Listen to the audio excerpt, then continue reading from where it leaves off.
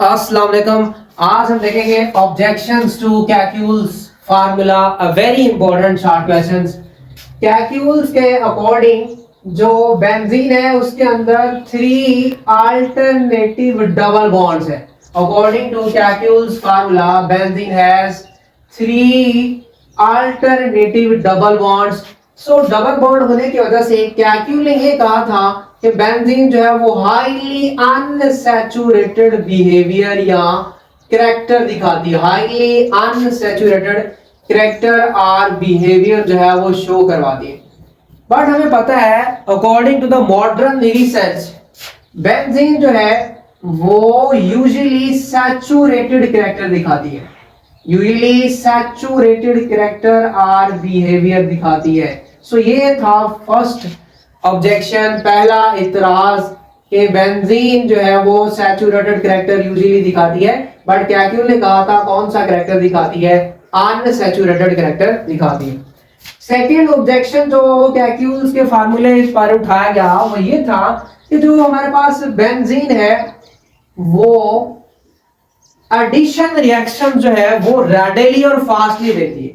Kekulé ने ये बोला बेंजीन एडिशन रिएक्शंस रैडिकली देगी। एडिशन रिएक्शंस रैडिकली जो है वो प्रोसीड करवाएगी, radically and easily, fastly and easily.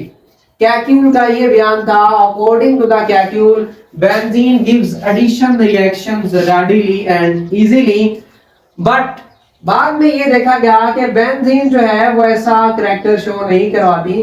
Benzene जो है वो एडिशन रिएक्शन जो है वो क्या रिलक्टेंटली दिखाती है, बड़ी मुश्किल से, तकलीफ के साथ रिलक्टेंटली रिएक्शंस दिखाती है। कौन से? Addition reactions. बट रेडिली और इजीली या फास्टली जो है वो एडिशन रिएक्शंस नहीं दिखाती। और इसी के साथ ही कैक्यूल ने ये इसलिए बोला क्योंकि बेंजीन का करैक्टर क्या था? अनसैचुरेटेड। और एक बात याद रख लें, जहां अनसैचुरेशन होती है वहां एडिशन रिएक्शन होता है, और जहां सैचुरेशन का पॉइंट होता है मतलब सिंगल बॉन्ड होता है वहां सब्स्टिट्यूशन रिएक्शन होता है।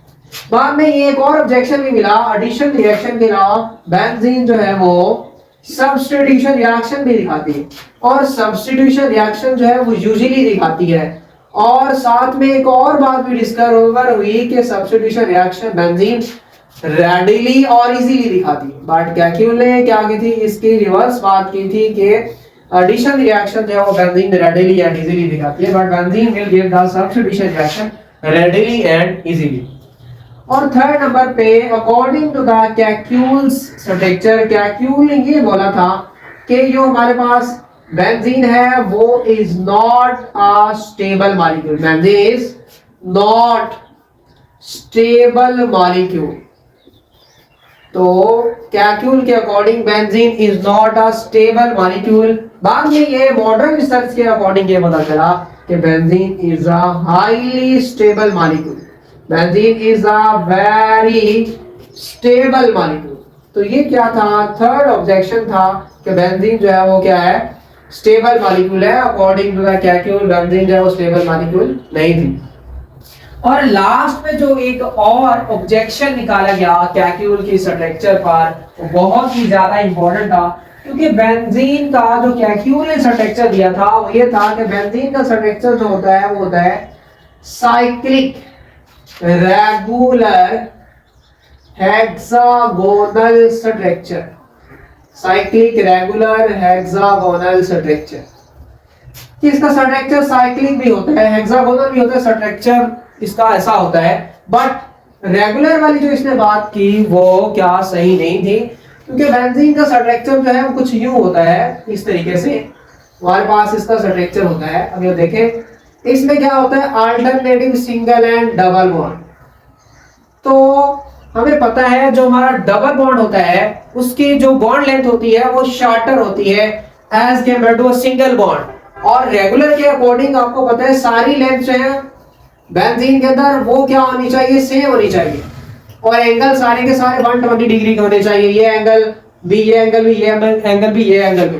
एंगल तो सारे के सारे 120 के थे, बट बॉन्ड लेंथ जो थी वो डबल बॉन्ड वाली शॉर्टर थी और सिंगल बॉन्ड वाली जो है वो क्या थी? लॉन्गर थी। बट कैक्यूल ने बोला कि सारी की सारी लेंथ जो है वो क्या है, सेम है, रेगुलर है, बट ऐसा नहीं था। डबल बॉन्ड की बॉन्ड लेंथ शॉर्टर थी और सिंगल की क्या थी, लॉन्गर थी।